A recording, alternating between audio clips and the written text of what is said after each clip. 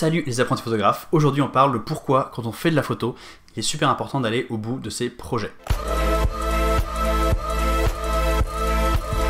Cette vidéo elle va être assez courte mais c'est juste une réflexion que je me fais récemment et que j'avais envie de partager avec vous. Elle ne concerne pas forcément les photographes complètement débutants, mais ça va être intéressant pour ceux qui sont un poil plus avancés, qui commencent à avoir un travail qu'ils trouvent correct, qu'ils trouvent intéressant, qu'ils ont envie de montrer et qui a un petit peu une certaine cohérence. C'est une tendance que j'ai et je m'aperçois en discutant un petit peu autour de moi que c'est une tendance qui est vraiment très développée chez la plupart des photographes, c'est de commencer des projets, des séries, que ce soit des toutes petites séries de 10-15 images ou que ce soit des gros projets un petit peu plus ambitieux sur plusieurs mois, plusieurs années, de commencer des séries comme ça, de commencer des projets photos et de ne pas les finir, ou en tout cas de ne pas aller au bout de la démarche de créer vraiment quelque chose à partir de cette série. Comme la plupart des photographes, quand je fais des photos, j'ai un peu tendance à faire des photos dans un thème, dans une série, puis ensuite je les retouche un petit peu quand j'en ai envie, j'en poste une ou deux sur Instagram, et hop, c'est fini, je m'arrête ici. Et je pense que c'est vraiment hyper dommage pour deux raisons principales. Ce que j'appelle finir un projet, c'est lui donner sa forme finale. Ça peut être faire un livre photo, ça peut être faire une série qu'on va mettre en page sur notre site internet, ça peut être tout simplement faire un tirage d'une photo ou d'une série de photos, ça peut être créer une exposition, ça c'est vraiment dans le meilleur des cas,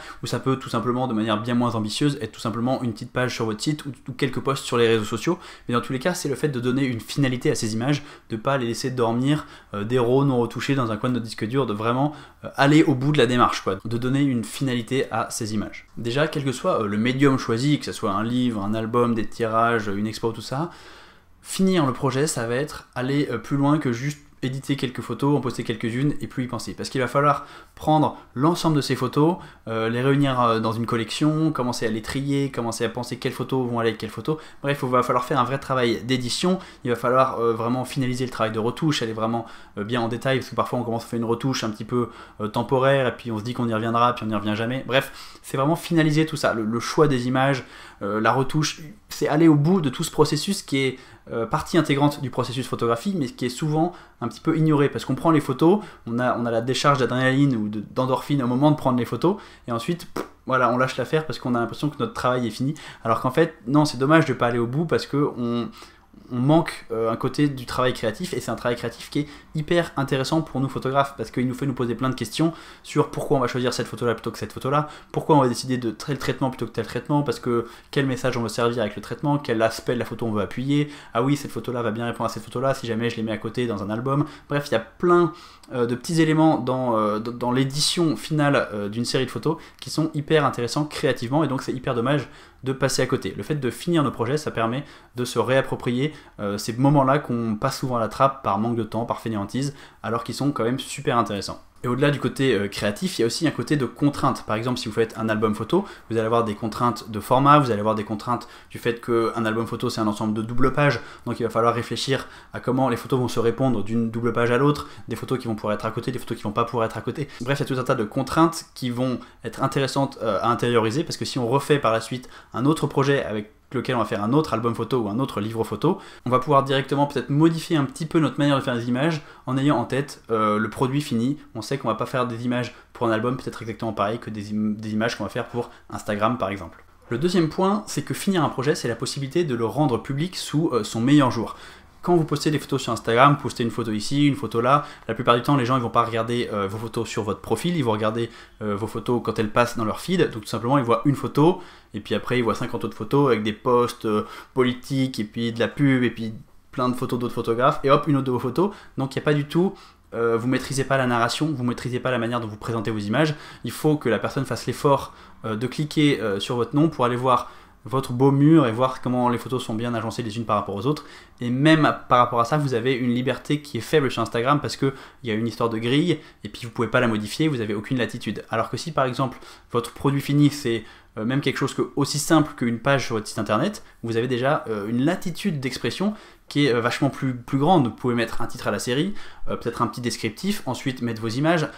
les mettre dans l'ordre que vous voulez, vous pouvez modifier l'ordre jusqu'à trouver le meilleur ordre, alors que sur Instagram, une fois que c'est posté, c'est posté. Vous pouvez faire peut-être des mises en page un petit peu particulières, lier des images les unes avec les autres,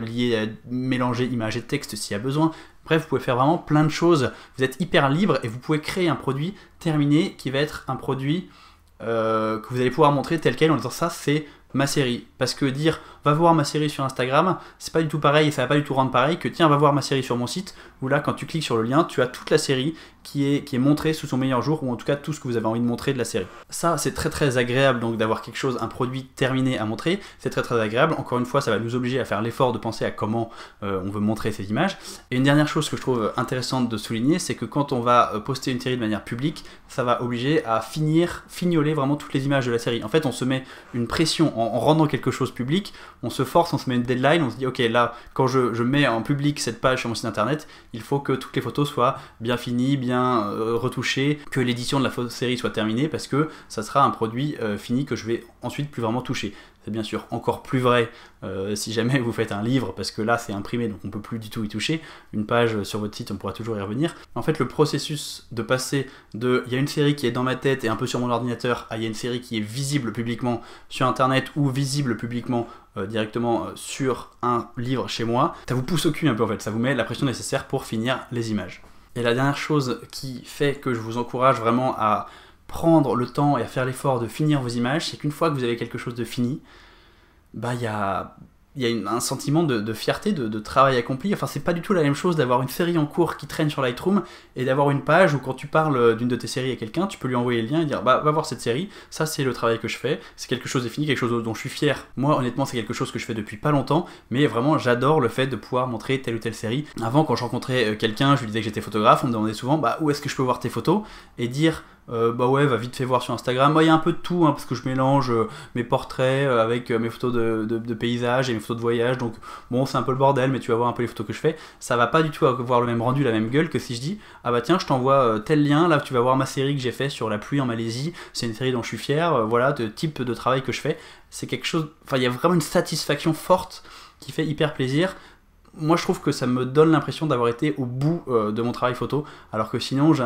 une photo qui reste sur un disque dur, ou même une photo postée sur Instagram qui est un peu perdue au milieu d'un flux, j'ai l'impression que c'est une photo qui n'existe pas vraiment quoi. Donc le meilleur des cas pour moi c'est bien sûr d'imprimer les photos, là c'est vraiment l'objet en lui-même, c'est très très agréable, mais même si vous n'avez pas envie d'aller jusqu'à l'impression, déjà faites une petite série sur une page de votre site internet pour mettre en valeur votre série, mettre en valeur votre travail, déjà ça sera un sentiment